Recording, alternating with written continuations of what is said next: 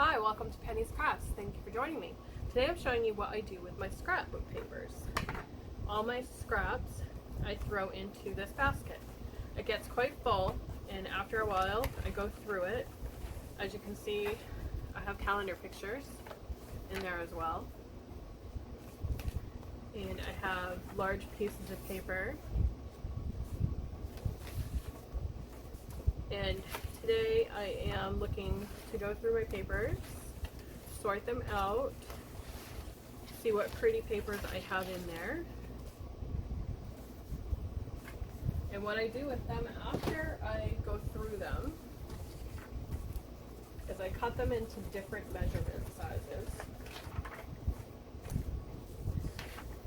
So the first step I do is separate them into similar sizes. So I have the mediums over here, small shapes, larger sizes are here. And what I do is I keep mine in a tote storage drawer. This is it. I keep them different sizes. So if I need them a certain size for a project, I have it. I have 2x3s, 3x3s, 2x5s, 3x4 1/4. I have some that are 4x5s. 4x6s, 4x4 1/2, 5.5 by 5.5. So I throw them all in there, and I keep this on my desk when I go through my papers. It's all the measurements that I'm looking for. So it goes all the way down to my 8 3/4 by 3 1/4. Those work really well on Post-it notes.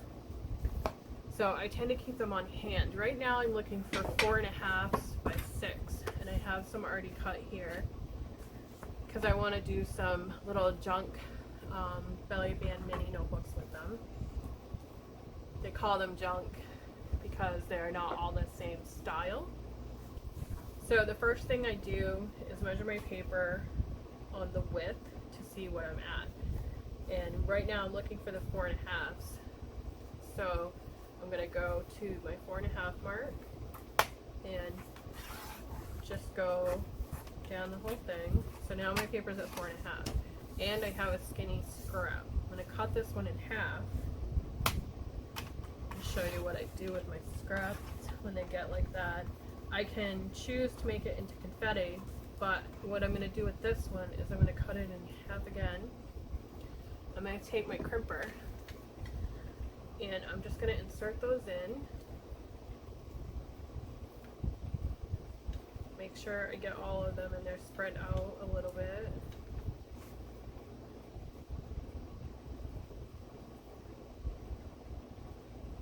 It's a tedious job getting them in there, but once they're in, I'm just going to roll them down. And sometimes they get stuck. It's really simple to unroll them. So now I've got them, and they're going to go into an old box that I have that I got from the mail.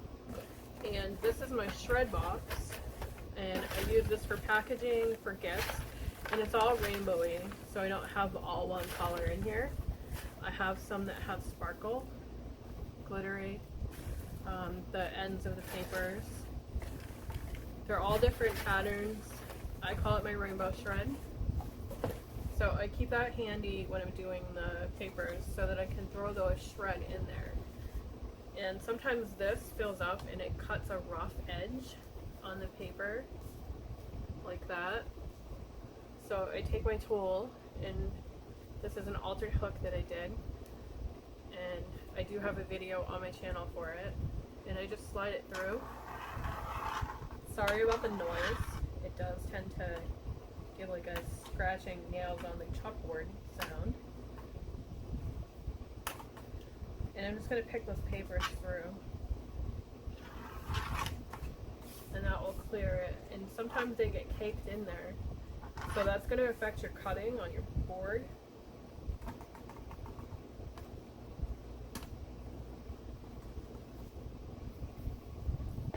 So that will affect that. And what I do with the scraps after is I make cards, bookmarks, different backgrounds for gift tags and such with them. Depends on the length and the width and what it looks like.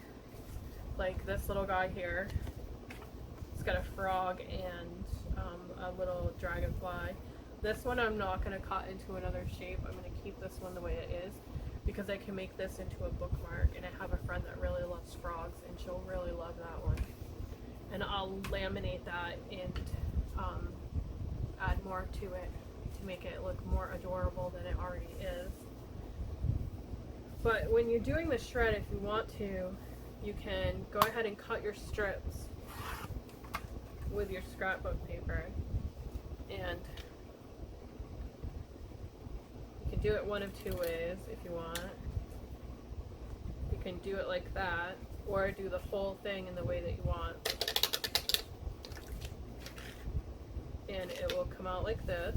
If you decide you don't like the way that shred looks, that pattern looks, just slide it back in and it will change it for you. This is a great way to soften up some papers if you want them to be softer to work with. And then you can cut it. But I like to do the strips first because, as you can see, it doesn't like to cut them when they're like this. But you can take your scissors and do it. The only difference is you're not going to get, this one's going to be flat compared to the rounded edge. So I prefer this method of doing that first rather than doing the whole thing at once.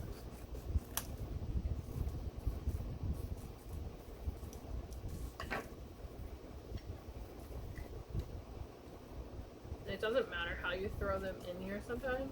You can just go willy-nilly if you want, and it changes it up. Or one at a time to get more of a curl.